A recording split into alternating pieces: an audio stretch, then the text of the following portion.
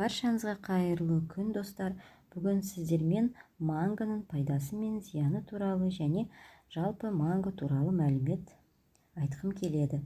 Манго тропикалық жеміс болып табылады. Манго жемістері әр түрлі түстерге ие болады. Бұлар жасыл, сары, қызғылт сары және қызыл.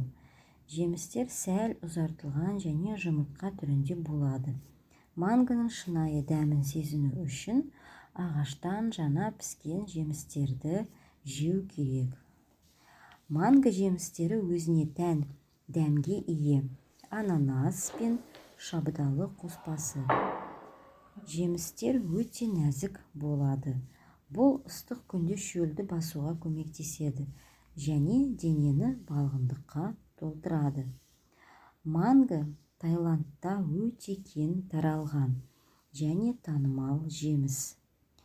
Сары және сарғылт түсті мангылар шырынды және өзіне тән дәмі бар болып табылады.